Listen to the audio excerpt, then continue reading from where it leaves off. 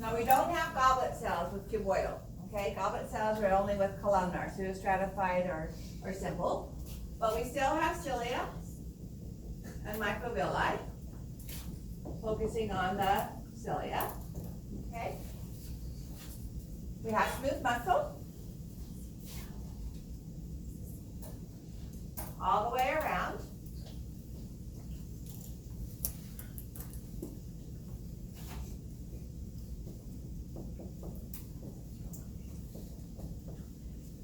No cartilage, none at all.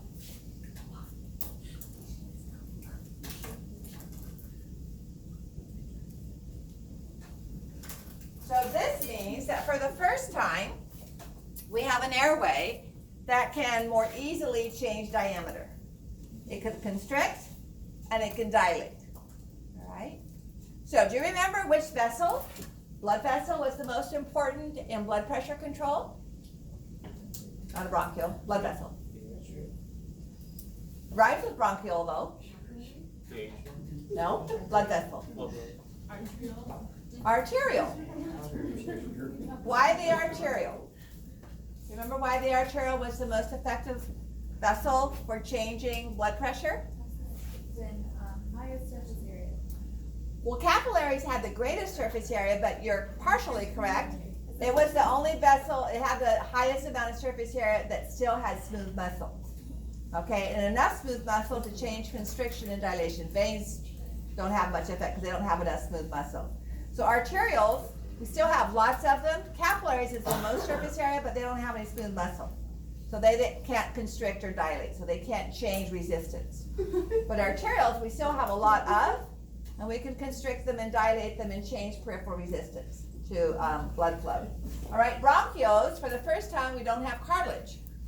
So without cartilage, they can constrict and dilate and change resistance to airflow. All right, so we'll be looking at that pulmonary ventilation aspect on Wednesday. So bronchioles are the major airway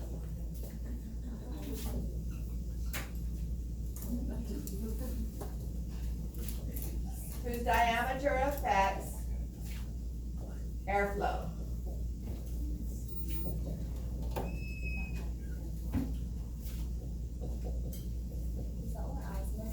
Exactly.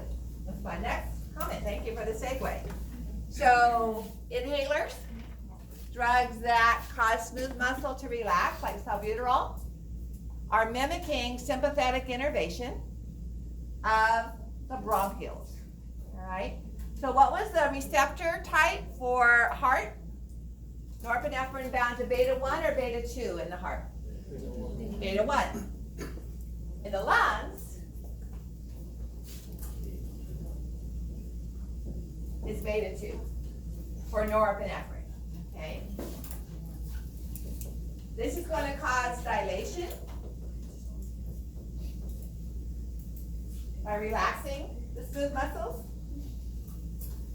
And our muscarinic receptors for acetylcholine are going to result in constriction. So unlike that blood vessels where it was more or less of norepinephrine, we have both sympathetic and parasympathetic involved here. What does the M stand for? Muscarinic. Oh. Same kind of receptor we had in the heart for acetylcholine. I mean, there's 5 different kinds of muscarinic, and it's usually muscarinic 3, but you don't have to worry about that. Okay? All right, so before we move into the next airway, the alveolar ducts, let's talk about the difference between terminal and respiratory. A respiratory bronchial is the first respiratory zone structure that we have, all right? So if I draw a bronchial in longitudinal section, which is how we normally recognize them, as far as terminal and respiratory, we have simple cuboidal epithelia.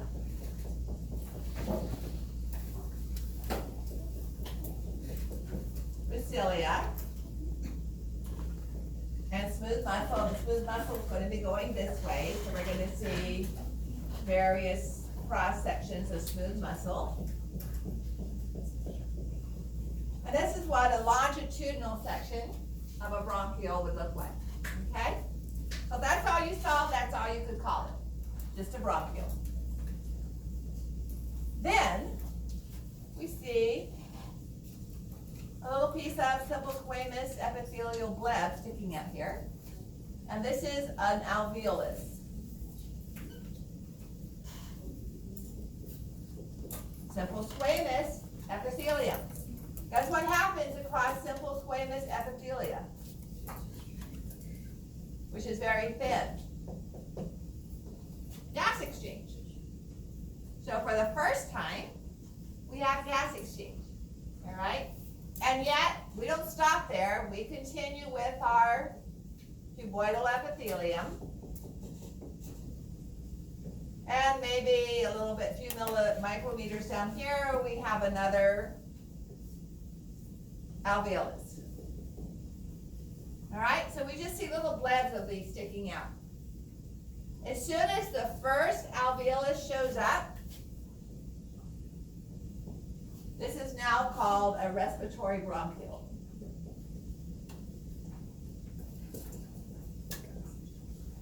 It's still a bronchiole because we still have simple cuboidal epithelia.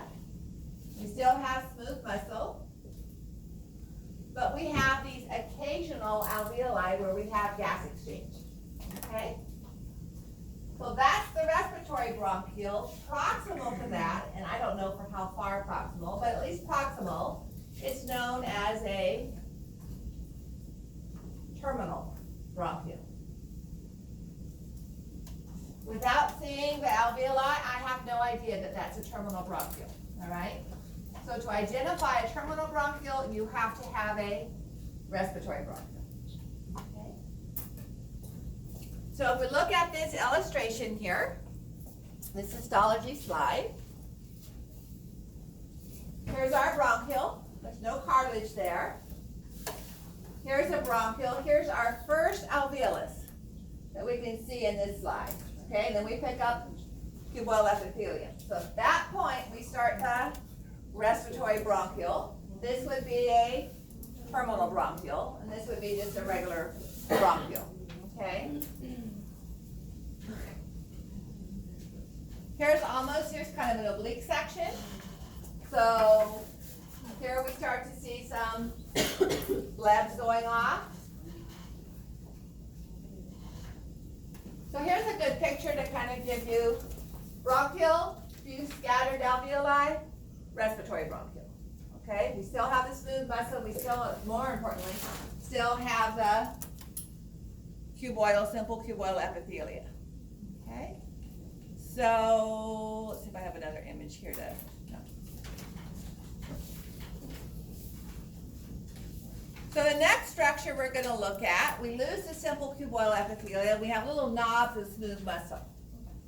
So we're looking at this structure right here, this structure here, this structure here. Alveolar duct, all right? So what I want you to imagine is a large hallway, like this room, that has big barn doors going off of it to smaller rooms. The wall of this hallway is simple squamous epithelia, and at each barn door are little clumps of smooth muscle, kind of forming the barn door, okay? And then through the barn door are the smaller rooms would be the alveoli. This wide channel with the alveoli coming off of it would be the alveolar duct, all right? So this is an alveolar duct, and these would be alveoli. Alveolar duct, alveoli. Alveolar duct, alveoli. Okay, so we're just getting less and less thickness to our epithelium. So may I erase this board now? So before I do, simple cuboidal epithelia with smooth muscle and no cartilage is a bronchiole. If it has an alveolus sticking off of it, it's a respiratory, but it's still a bronchiole because most of it is simple cuboidal epithelia, and we still have smooth muscle. Okay? All right, anybody need pictures of that before I erase it? You have them already? Good question. Yeah. When it transitions to the respiratory bronchiole, Uh-huh. there's still cilia. The cuboidal epithelia Yeah. would still have cilia. Yeah, it would be the same as we saw everywhere else. Okay.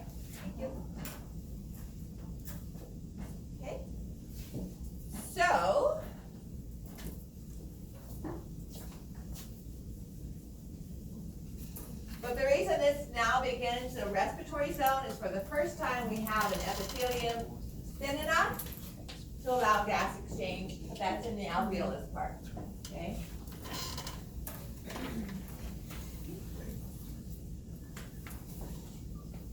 So now we're going to see simple squamous epithelia with some alveoli, with very large spaces.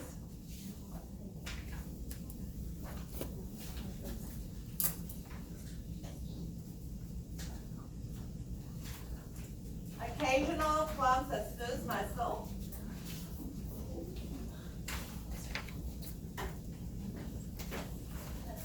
Okay? So this would be our alveolar duct.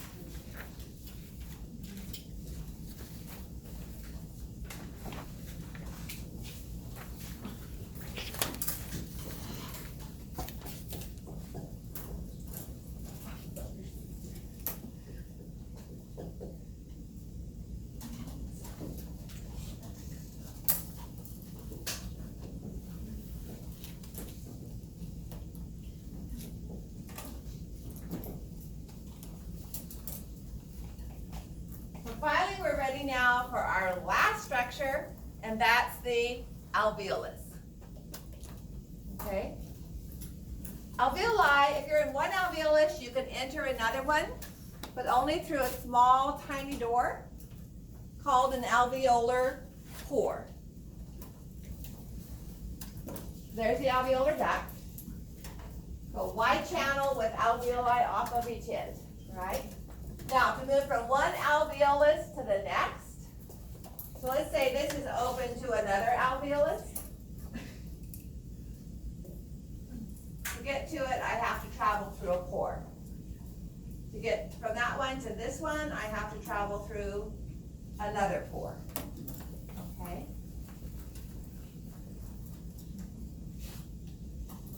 So here's a diagram of multiple alveoli, which are formed of simple squamous epithelia.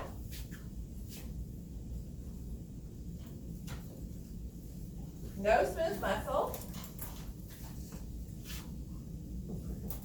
No, definitely no cartilage.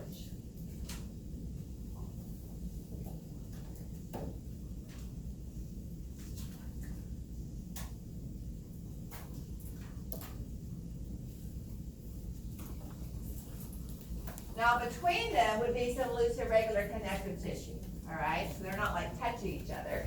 We'll come to that next.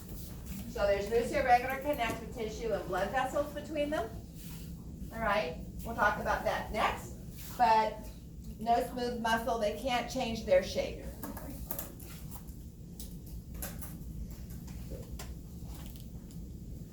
And let me write the word alveolar pore as well.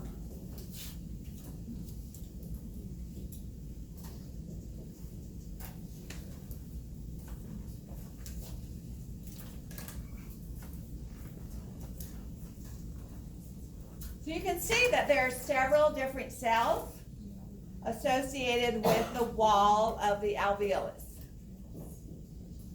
Well, I have that up there. May I erase this side of the board? Okay, you guys have that?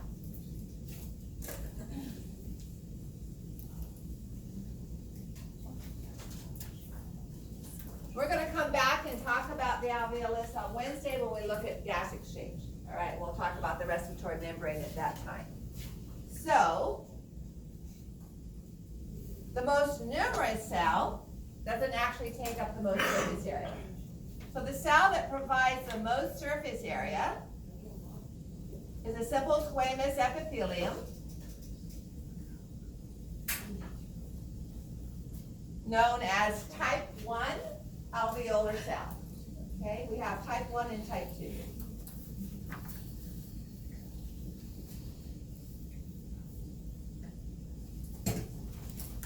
And this is just our simple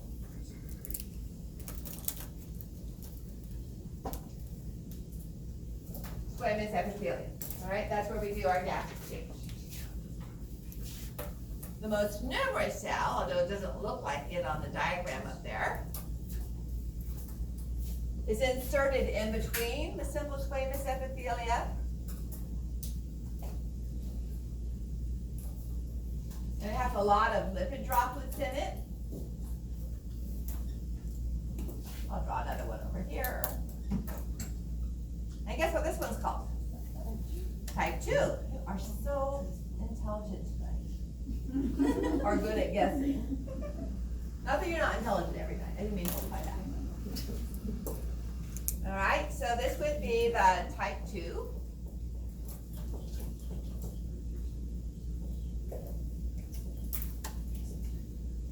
Also known as a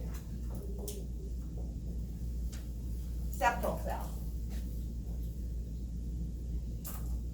Anybody know what it makes?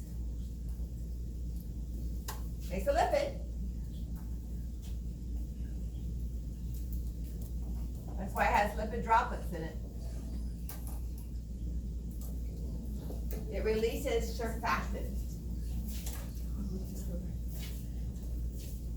So, anybody ever rinsed out a Ziploc or some other brand sandwich baggie because you're being efficient and saving money or energy or whatever, and it's wet on the inside, and it sticks together, all right? So you have to pull it apart to hang it over the faucet to dry so you can reuse it.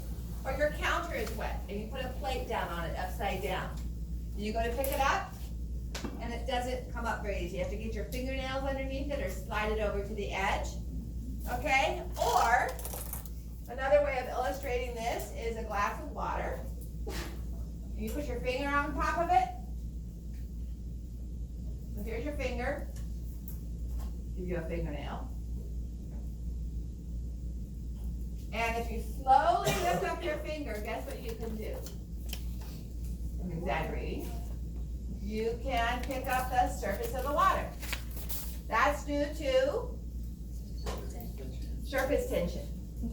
Now, what kind of bonds are formed to create surface tension? Anybody know? I'll show you. Always makes me think of the monkey tricks with the monkey's tail. You put another arm over the monkey's. All right, let me use this.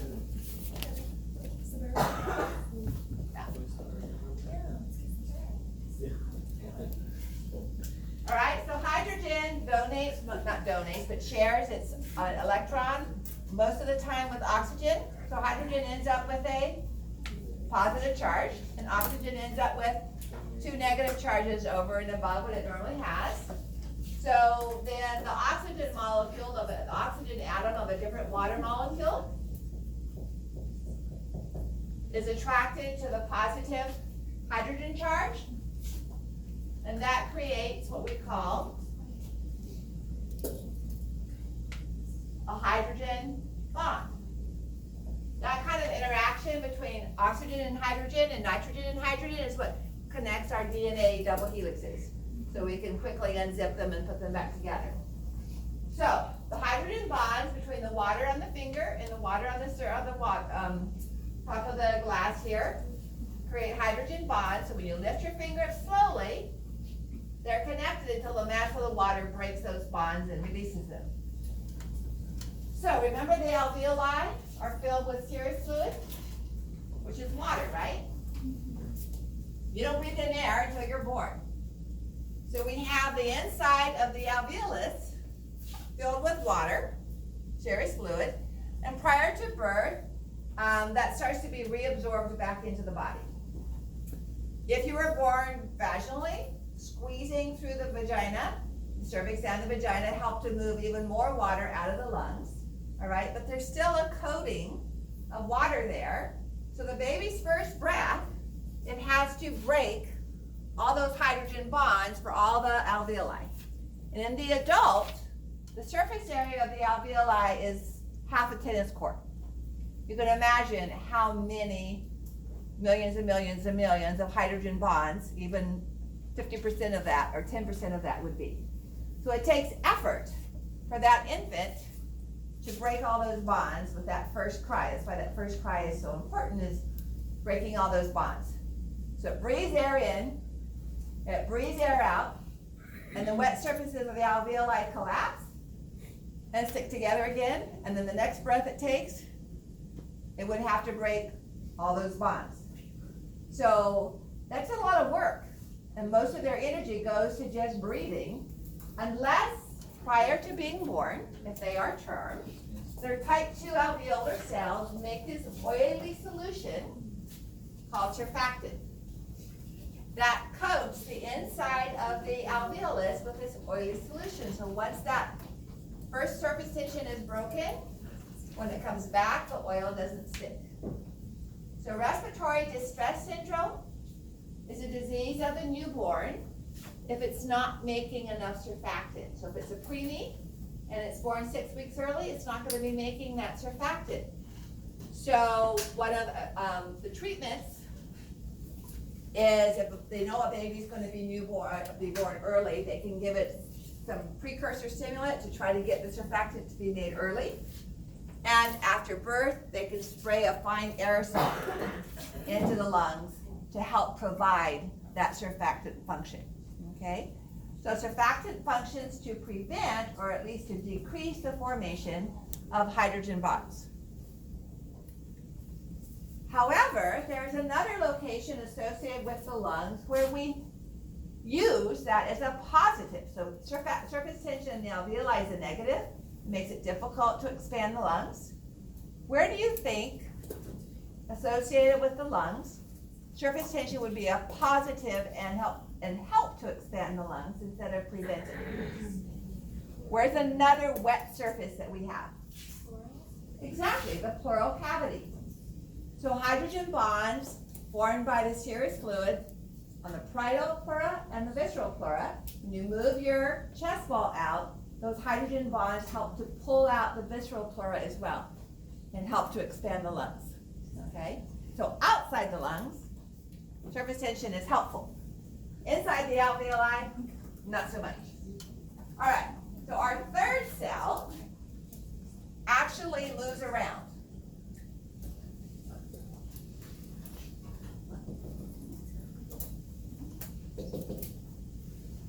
And doesn't dry out, because it's normally found in loose irregular connective tissue, not on the surface of epithelium. It doesn't dry out because it's under that coat of surfactant, okay? And these are macrophages. So these are macrophages that are in the alveoli to ingest any of the very, very fine particulate matter that didn't get trapped on the mucus. All right, so they are known as alveolar macrophage.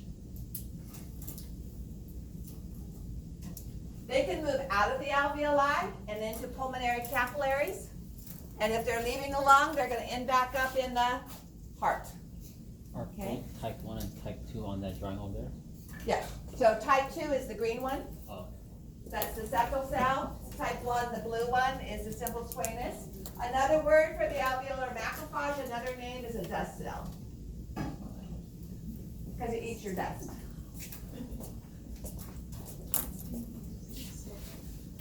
Okay. So here's the alveolar macrophage capable of moving around. The type 2 or septal cell is in between.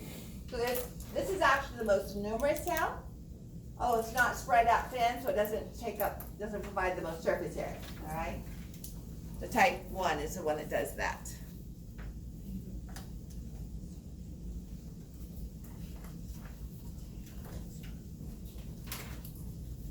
Okay.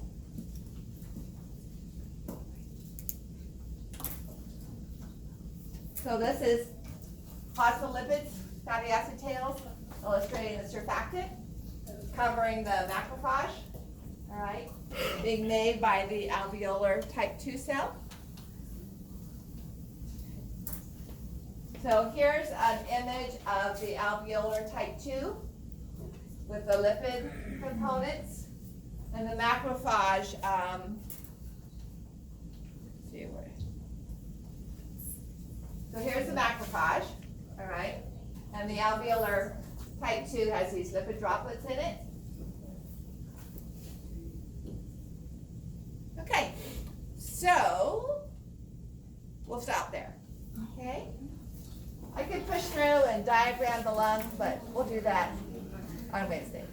We have a quiz on Wednesday. We do, and the quiz will not include histology. Usually for the urinary system and respiratory system, I have 2 quizzes, one for structure and one for histology, all right? So the quiz on Wednesday will be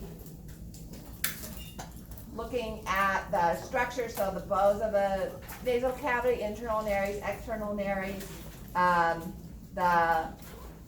the pictures, but if I give a diagram of the airways, the nerves and the muscles and the parts of the larynx. Okay, so that will be on the quiz, and then the next quiz will be the histology and parts of the regions, lobes of the lungs. Alright. So that last question 6, I believe, that was our last one.